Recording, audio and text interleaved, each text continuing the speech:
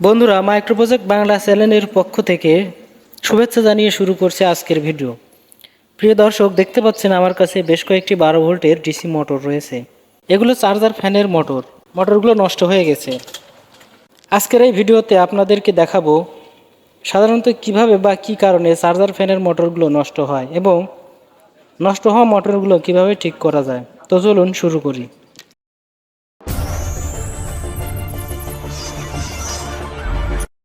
Charger ফ্যানের মোটরগুলোতে বেশিরভাগ ক্ষেত্রে এখানে এই কানেক্টর পিনের সমস্যা হয়। পিনের মাথায় কার্বনের টুকরা থাকে আর এই কার্বনের টুকরার সাথে কয়েলের প্রান্ত কানেক্ট করা থাকে। মোটরের শ্যাফটটি যখন প্রচণ্ড স্পিডে ঘুরতে শুরু করে তখন এক পর্যায়ে ঘুরতে ঘুরতে ওই কার্বনের টুকরা ধীরে ধীরে ক্ষয় হতে থাকে। এক সময় ক্ষয় হতে হতে শেষ হয়ে যায় আর তখনই সেটা শর্ট হয়ে যায় বা কয়েলের সাথে কানেকশন বিচ্ছিন্ন হয়ে যায়, যার কারণে মোটরটি আর ঘোরে না। এছাড়াও আরও অনেক কারণ রয়েছে মোটর নষ্ট হওয়ার পিছনে, যেমন ওভার ভোল্টেজের কারণে কয়েল পুড়ে যাওয়া বা কয়েলের কোনো ইনসুলেটর কেটে যাওয়া ইত্যাদি। এখন আমি এই মোটরগুলো চেক করে দেখব আসলে এগুলো ভালো আছে নাকি নষ্ট। চেক করার জন্য আমি 12 ভোল্টের একটা পাওয়ার সাপ্লাই নিয়েছি। প্রথমে এই বড় মোটরটি চেক করব। মোটরের ইনপুট টার্মিনালের সাথে পাওয়ার সাপ্লাইয়ের তার দুটি ধরতেই দেখতে পাচ্ছেন ফায়ার হচ্ছে, তার মানে ভেতরে কোনো কিছু শর্ট আছে। যদি মোটরটি ভালো থাকতো তাহলে এত জোরে ফায়ার হতো না। এখানে হালকা ফায়ার হতো এবং মোটরটি প্রচণ্ড স্পিডে ঘুরত, তার মানে মোটরের ভেতরে সমস্যা আছে। এখানকার সবগুলো মোটরই নষ্ট। আমি এখন আপনাদেরকে মোটরগুলো খুলে দেখাবো। এই মোটরটি খুলে দেখি। দেখুন, এই মোটরটির কয়েল একদম জ্বলে গেছে। এটা রিপেয়ার করতে হলে নতুন করে কয়েল বাইন্ডিং করতে হবে। আপাতত আমি এটা রেখে দিলাম। কিভাবে কয়েল বাইন্ডিং করতে হয় সে সম্পর্কে যদি ভিডিও দেখতে চান তাহলে কমেন্টে জানিয়ে দিন। পরবর্তীতে এর ওপর ভিডিও নিয়ে আসব। এবার এটা দেখুন, এটারও একই অবস্থা। এটারও কয়েল জ্বলে গেছে। এটাও আমি পাশে রেখে দিলাম। এটা ঠিক করতে চাইলে এটারও কয়েল বাইন্ডিং করতে হবে। এখন বাকি রইল এই দুইটি মোটর। এই দুইটি মোটরের মধ্যে আমি এই মোটরটি আগে খুলে দেখব। মোটরটি আমি খুলে নিচ্ছি।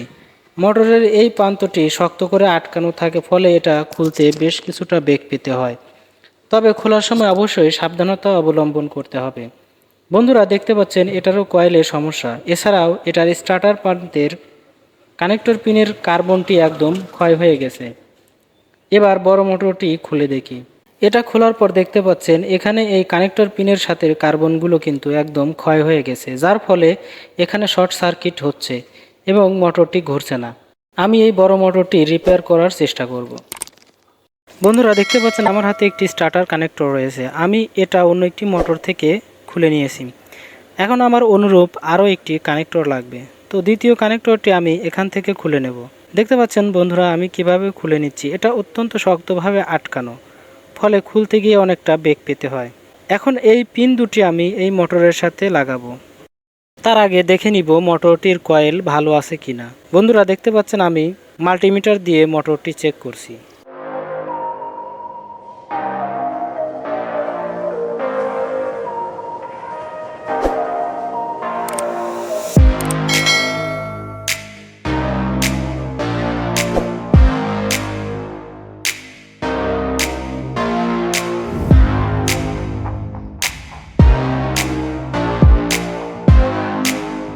চেক করে দেখতে পেলাম মোটরের কয়েলটি ভালো আছে, সুতরাং এটা সহজে রিপেয়ার করা যাবে।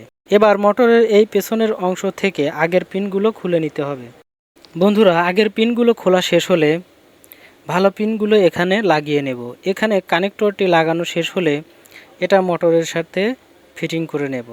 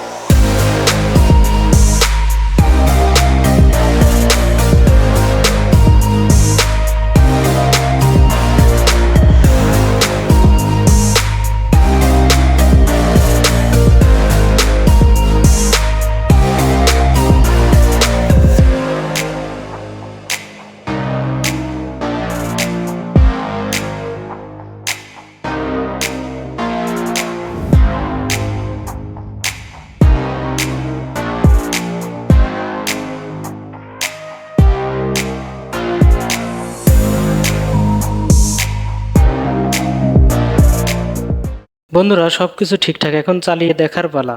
দেখব এটা আসলেই ঠিক হলো কিনা। এর জন্য আমি একটি 12 ভোল্টের পাওয়ার সাপ্লাই নিয়েছি। এখন পাওয়ার সাপ্লাইয়ের তার দুটি মোটরের টার্মিনালগুলোর সাথে কানেক্ট করব। দেখতে পাচ্ছেন বন্ধুরা, কানেক্ট করার সাথে সাথে মোটরটি কিন্তু ঘুরছে। এটা ঠিক আগের মতোই প্রচণ্ড বেগে ঘুরছে।